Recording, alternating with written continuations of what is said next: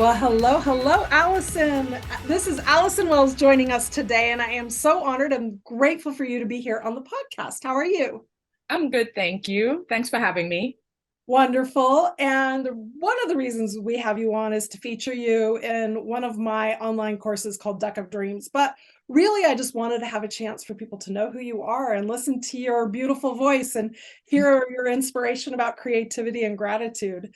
So I would love to kind of start from the beginning with you. Like, how did you end up here? Like, what brought you to this point in life? Well, That's a lot to ask. I Like, tell me know the life I'm gonna story. I'm gonna minimize it a bit, but I always tell this story because it's very integral to where I am today. So when I was young, I always wanted to be an artist. My whole family were into the arts. Even my parents were creative, and all my sisters. So I have four older sisters, and they were all into the arts, but specifically performing arts. And so they always have rehearsals in my home and, teenagers, because I was the youngest of five girls, only girls. Oh, But I love to paint and draw and whatever. And I always wanted to be an artist. And I remember specifically telling my parents, I'm going to open an art gallery in Paris.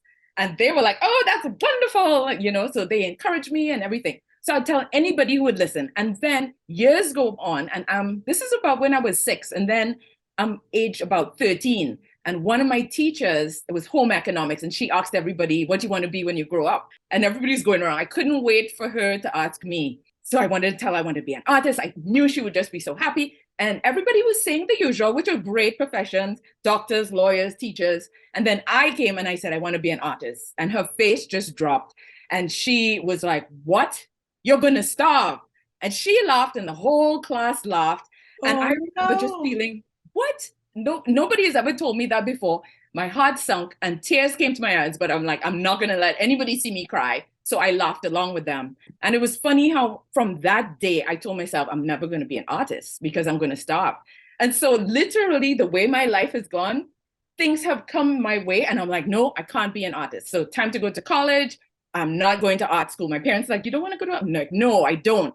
So I ended up going to architecture school because I figured it was a little artsy and you could make a living by that. And I hated it, left it the first year. And so just long story short, it's just like constantly one thing after another. No, I'm not going to. So I ended up in architecture school, hated it. And crazy enough, an art scholarship came that I had applied to like 2 years earlier. I don't even know how it happened, but I'm just like, the universe was working its magic. And I went to art school. And then even when I graduated with honors in my undergrad, I came back and I was just like, I can't be an artist. I have to do something else. And then I worked for 4 years in advertising. But my whole life has always been like, no, can't be an artist. But the universe kept throwing things like that I could not ignore in my face. Like, this is what I have to do. So that's how I just continued on the path of the arts. oh my goodness. I think that story is fairly common, unfortunately, in the sense that we have teachers or parents or friends that laugh at the idea of making art our profession.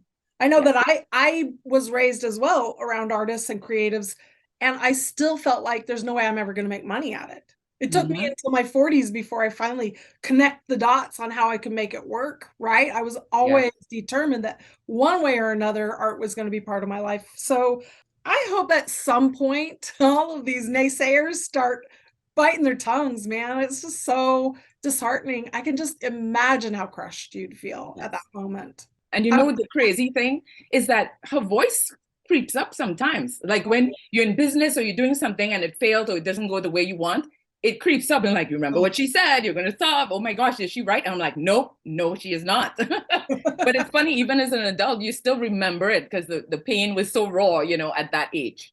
Oh, my heart just breaks thinking about it. Seriously pisses me off. And I just want to go and shake that teacher and be like, what the heck were you thinking? I think she thought she meant well. Like, I think, I don't know. I mean, one thing that I've learned for sure is that if anybody's sharing negativity with you about the choices you're making, it's their own fears that are creeping up, not what they've been taught, their mindset that they've been taught and what they believe is possible, not what you're actually capable of. not Right. what the world will actually tell us is the truth, but it's the fear that's ingrained in all of us. So I feel like it's our job now as leaders in the industry to dispel that, to tell people it's okay, to encourage them in their creativity again, and not wait until you're like Grandma Moses and you finally discover it again, right? Right, exactly. I'm very careful because I teach, I've taught young people for a long time, and I'm very careful about that, really nurturing if they're interested in something that's creative or anything, and never just kind of throwing water on it. Yeah. Do you feel like going to college is the answer though as an artist, or is it only one of many paths? Because It's one of many paths, I yes. was going to say is I didn't actually finish school. I mean, Mhm. I took many college classes. I have certifications from the military as well, but I didn't actually finish my art degree. And I don't feel like that's as important as the practice is, right? Yes. The experience and the practice. The universe kept calling you back. Hmm. The will was that you would live in this art world indefinitely. Yes. And so here you are. You do not live in your home country at the moment. No, I don't. You're from Trinidad and Tobago, right? Hmm. Uh-huh. But you live in a colder part of the United States, in the Northeast. I know, right? Oh my gosh. Everybody, people, when they meet me to this day, they always say, what does a person from nice, warm, sunny Trinidad and Tobago what would make you live here in the cold Right. New England? Can And I'm you just answer like, that for us, please? Tell us what was your thinking in that? and the funny thing is that I always answer them and say, I think the exact thing. I ask myself the exact same question every single year when winter rolls around. And then winter leaves and it literally feels like just a bad dream. I'm like, oh, I'm good again. I love it here. I love the seasons. And then winter comes again. I'm like, what? That's But when you're supposed to go home and visit family. yeah, but that's when I do. So I Yeah. go for about a month. Yeah. Last year I did 6 weeks, which is great. So Oh, slow. yeah. Yes. Yeah, that's the dream. It's like just to be able to escape the cold of winter, but the rest of the time. So you live in New Hampshire, correct? No, in Massachusetts, in Massachusetts, New sorry. Bedford, Massachusetts. It's an Okay. hour south of Boston. Okay, so you're like right in the like hub of all the like stretch of really like condensed cities and towns, but Yes. So it's a small little city, but it's a city. it's But it's easy to get to Boston, to Providence, 4 hours to New York City. So I love where it is. yeah, that's awesome. And guess what? You do not have a gallery in Paris, but you do have a gallery in New Bedford. Yes, I do. So my dream came true. I remember when I actually forgot about it when I opened the gallery, and my dad had to remind me, like, your dream came true. Your dream came true. It's not Paris. So when people interview me all the time, I always say, that I wanted to open a gallery in Paris, but it's not Paris, but New Bedford is the Paris of New England. So everybody laughs. Even the mayor of New Bedford made a speech one day, and he said, Alison Wells says that New Bedford is the Paris of New England. He was so pumped. He's like, that's what we are. So I'm like, yeah, everybody laughs. So I'm like, yeah, delusions of grandeur, but that's what I feel. Because right here in New Bedford, we have a ton of artists, and there's a history of arts in the area as well. So New Bedford has a lot of history. The whaling community, because it was the city that lit the world in 1800 with whale oil. Oh It's boy. Wow. also, yeah, it's also known for the Underground Railroad. Frederick Douglass's first free home was here. And then it's also known for the arts way That back in the is so 1800s. exciting. Yes. But how did you end up, in all honesty, how did you end up Yeah. in New Bedford? So after my undergrad, I got a job teaching. My mother always said, you should teach. And I'm like, never. I don't have the patience to teach. I don't want to teach. And plus, if you're a good artist, I was like, Mommy, if you're a good artist, that doesn't mean you're a good teacher. And somebody if I'm in high school, a very good, prestigious high school, all girls high school in Trinidad, the art teacher was leaving and they reached out to me if I wanted to teach. I was so nervous because I never taught before. And I'm like, okay, so I went in for the interview and I got it. And my mother was like, yay. And I'm like, I'm so nervous. And so I'm like, I'm not sure if this is for me. So I remember the first day I go in and I'm teaching my first class. They were like 12, 13-year-olds. And I remember just feeling like I was floating. I just felt like, wow, what is this rush? It's like a rush of adrenaline. I loved it. And it was the first time I taught art. And I'm like, that's it. Because it was the first time I had a job that I didn't just have a job because, I'm going to starve. I have to get, a job. that's not related to what I do. And I'm like, oh, I could actually talk about art, teach art. And it was the first time I could leave my job, go home and actually go in the studio and paint. So when I had other jobs, I worked in a bank, I worked in different, left brain jobs that to me was just sucking my soul. I went home and I couldn't paint or go in my studio. But when I taught, it really did fuel that energy and extension. Oh, and you probably were able to pass on your joy of art to these students, so they didn't have to go through the same thing you did. Exactly. So I taught at high school level for 4 years in Trinidad. And then the opportunity just came again out of nowhere. I was talking to an ex-professor and he was like, why don't you do your master's degree? And I'm like, oh, I never thought of it, but I would love to teach at the college level. And you have to do your master's degree for that. Mm-hmm. So he was like, let me give you a few names of good art schools up in the States. So I'm like, oh, interesting. Okay. And so I applied and I got through to UMass Dartmouth, which is in New Dartmouth, Massachusetts, 20 minutes away from New Bedford. But the grad satellite campus was in New Bedford. And I even went the year before to visit the school, and they had a great program where you got tuition free, and I was able to teach at the college level, like a teaching assistant. And so that was excellent. So I packed up everything and came over here, quit my job, sold my car, left my apartment, left my family. I'm such a mommy and daddy's girl, left my family, and I came out here. And I remember the first night sitting on the edge of the bed of a hotel because I didn't get my apartment yet. And I cried. I just cried, an adult, and I'm just crying. I'm like, what did I just do? Why did I just do this? And I'm like, it was August. I remember it was August 24th. And I went outside and I was already a little chilly. I'm like, this cannot be good. What? August is so hot. In New England, the end of August starts to get a little chilly. And well, for me, I can handle it now. I feel like but then I'm like, what is this? Oh, man. But I was so glad I took that leap because now I'm part of this amazing creative community here. And I've done so much, not just with school, but it just continued. And, it's funny how in your mind, you make plans because I said, okay, I'm going to do a 3-year program in 2 years and get the hell out. and that didn't happen. I'm here 18 years later. So, my mother always joked. Your husband there? What's that? Is that because you met your husband there or? No, well, I met him there later in like 2011, but I was there from 2004. But what kept happening is I kept getting like teaching jobs and collaborations. There were so many artists. There were so many things going on. And in New Bedford, at that time, seemed like it was like a renaissance of the arts. So it really was bubbling at that time, new things, and I just felt, okay, well, maybe one more year and then maybe one more year. And now here you are. Going. Yes. And so that's what has got me here. And I actually taught at the college level, adjunct at a community college for 9 years. And I love to teach. So, but yes, that's what. And you're still a teacher, which is wonderful, but in different ways, on your own terms and with your own community.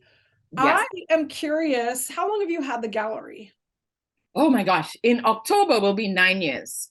Okay, so it was post Great Recession. Yes, well, right, yes, it was, yes. Right after. Yeah, it was 2014. Okay, so you probably had a stable job through that. I'm like teaching or something, not trying to sell art during the Great Recession. It's something that's on our mind a lot. So it's fascinating to me to talk to my guests about that time period for all of us and how it affected work. For me, I wasn't already going towards having a career in the arts at that time. I was, supported from my husband and raising my kids. So it didn't affect me the way it affected a lot of artists and business owners. So I'm just kind of always curious about that. And then even how the pandemic and now supposedly another impending recession or whatever, how that affects you. But it seems like as we learn more tools for coping and more ways of connecting, especially online, we can mitigate a lot of that. You do teach classes at your studio, at your gallery, right? Yes, I do. But you're working towards transitioning to mostly online. Yes. And it's so funny because when I taught adjunct, the college I taught at, they had online classes, different, not in the arts though, but I always wondered like, what that would that look like? And I had a friend that taught at another college, and she did a couple online. And I'm like, ew, no way. Like, art is supposed to be in person. Like, I could never do that. It's so funny when you say never, never, right? Right. I felt the same way for the longest time too. Yeah, it's crazy like that. And so, but when I started, and the way it happened was because during the pandemic, everybody's home, everybody's locked in. And it just started with just doing a few things on live, like Facebook Live. And people were loving it and like, keep going, keep going. I'm like, huh. And then I started to get more equipment and just, figuring out how to edit. Like I wasn't, it's so funny when these things happen and then you just twist and turn and change and you learn new things and you pivot, because we all had to pivot our businesses. And now it's really exciting and fun. Yeah. And we get to connect with people all over the world, which we couldn't do before. Well, I mean, people have been doing that since the advent of the internet, but really 2020 pushed us all to come closer globally. And I feel like that's probably one of the most exciting things that came out of the pandemic is a way we connect. And we were connecting like that before, but it just really brought us closer in a lot of ways. Like I wouldn't have met most of the people that I know if it wasn't for, the relationships I've nurtured through the pandemic and all being online and learning how to feel close to someone even through Zoom. I know, exactly. So strange, but it's true. So full disclosure, Alison is in my Remarkable League, which I have thoroughly enjoyed working with you so far and seeing your ideas bubble up and making connections for yourself. And one thing that you realized is you have a lot of talent that you can teach people, but the one thing that your customers, your audience, the people in your circle connect really deeply with you is the way that you bring gratitude into your practice. So I would love to talk a little bit more about that and where you see it going. That actually happened during the pandemic too. It's so funny how these things go. But in terms of gratitude, I've always been encouraged by my mother to have gratitude. So when I was very little, and as I told you, I was the last of 5 girls, the youngest of 5 girls. So sometimes I could be a little bratty. So my mother would always like, go over there and write a list of 10 things you're thankful for. You need to be more grateful about the things you have. And I'm like, ugh. But it became something I did. And then as I got older, an adult, I did it on my own and I loved it. And it would just be in journals. It would be a list every day. And so then the pandemic hits and I'm freaking out. And I remember she always said, sometimes, we need to learn how to be grateful when nothing wrong is going on, but many times when something wrong, that is when you really have to amp it up. And so I was nervous about my gallery closing. I was nervous like everybody else. What are we going to do for money? I was nervous about health issues and family members and all of that. So I just started to write down a list of things. And then I'm like, oh, what if I just add it into my sketchbooks and my journal? Why didn't I never thought of that before? Because in art school, they always would make you have a sketchbook, which I hated. So weird in art school. You just like, they force you to do it and you don't want to do it. But then when you leave, your sketchbook is your best friend. So I suddenly started to put my gratitude list, what I was liking about it. And then we have something called AHA, Art, History, and Architecture. It's the arts and culture day once a month in New Bedford. And it's really great. All the galleries and shops and restaurants are open. They're free things. All the museums are free. And it had to close because of the pandemic. And so we went on to do what is called VAHA, virtual AHA. And so the person I know. And so that again, the person who ran it approached me and said, what do you think? Would you like to do something? And it's a great idea, but I don't know what I can do. And she's like, well, why don't you like teach something or do a little one of your art lessons or something easy for kids? Or I'm like, okay, but how will I do that online? And I started to think about putting things together in my camera. Of course, I'm like propping it up on something and taping it and rudimentary things. And then I did it and everybody was like, oh, this was so much fun. Do it again. I'm like, okay. And what I did was a little kind of gratitude journal, like, doing a nice little image and then putting some quotes. And then my mother-in-law and my sister-in-law said, you should do this more often. You should do it more, like do it every week or what. I'm like, really? And so I started to do it every Wednesday. It was Mixed Media Wednesdays, gratitude journals with Alison Wells on Facebook Live. People were home and they would join me and it was so much fun. And I remember getting such a great feeling. And so that just started the whole gratitude journal thing and gratitude in my work. And it was healing me. I did it for me selfishly, but I realized it was healing other people and people loved this. I'm like, okay, let's all do it together. So that's how that all started. Such a beautiful way to nurture yourself, stay creative, and just come together in community as well. And I think that live components of what we do and how we teach is like one of the most important parts of our education process as leaders, as teachers and business owners. I hope that, you know, for those who are listening, who are building their business, they really keep that in mind as they're creating, is that we still need that live connected component, because we're missing that. You know, yes, everything went online, and yes, we can go back now. Finally, we can do things in person, but we don't always have the ability to travel or the time to take out, or other reasons why, honestly, live online is just still it's still one of the easiest ways for us to connect, right? So I love that you chose live and on a weekly schedule. Where are you going next with this?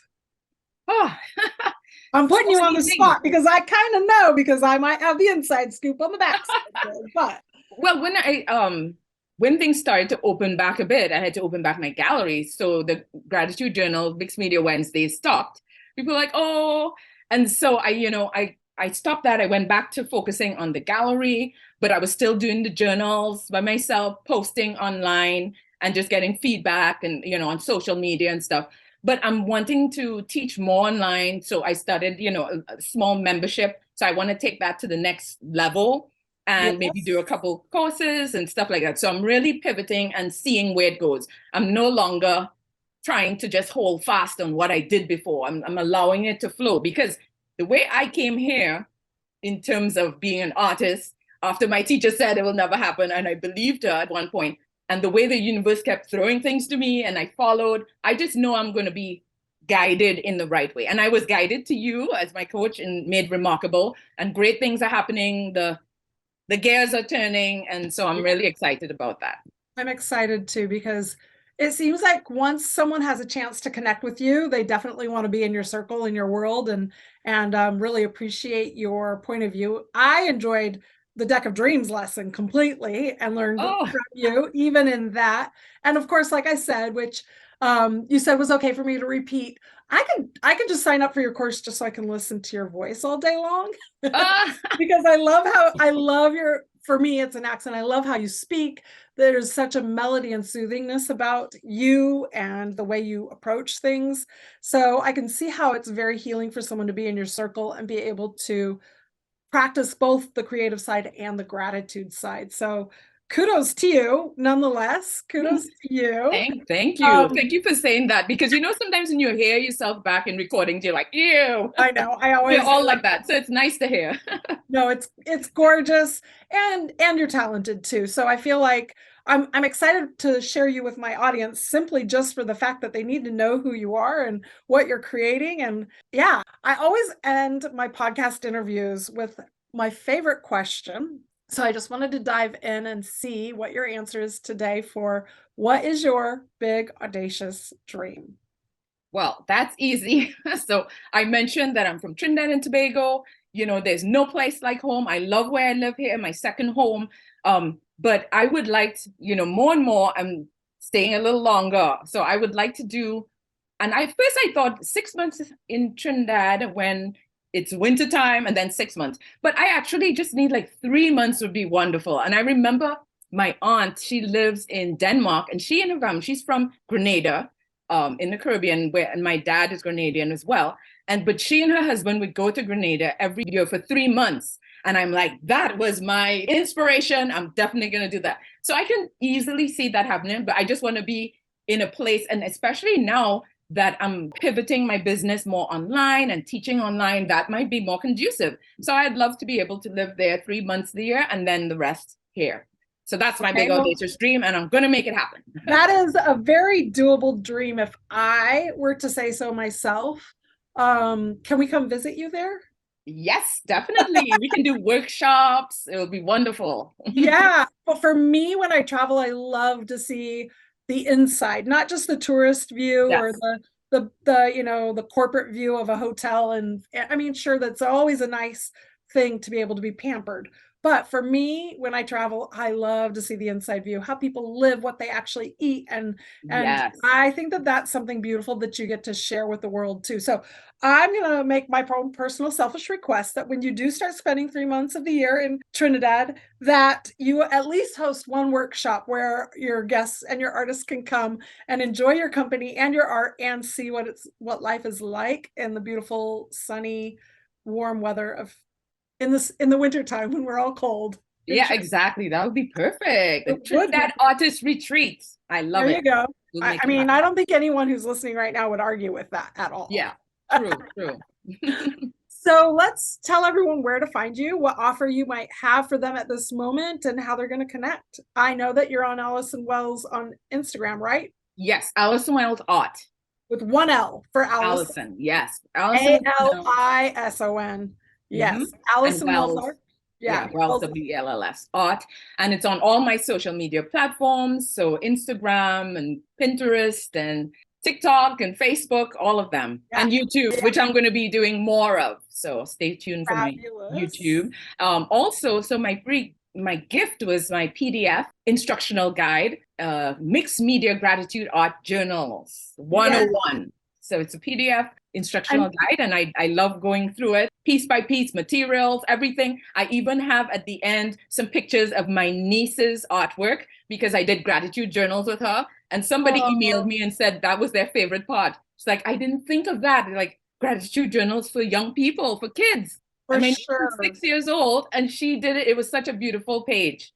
So we do that. I love it. It's accessible for everyone. And I know you're going to give it a little bit of an upgrade over the next couple of months. So it's worth signing up now so that you can get the upgrade later. Yes. And we'll put that link in the show notes. Yeah, we'll put the link where everybody can find it without a problem, right in the show notes in the description. So make sure everyone checks that out. And if you've enjoyed this podcast episode, go say hi to Alison and tell her what you thought and say thank you. So everyone, we appreciate you listening to the Made Remarkable podcast and for having Alison Wells on today. Thank you so much. Thank you, Kellee, for having me. This was lovely. Very good. I enjoyed it too. Bye. Bye.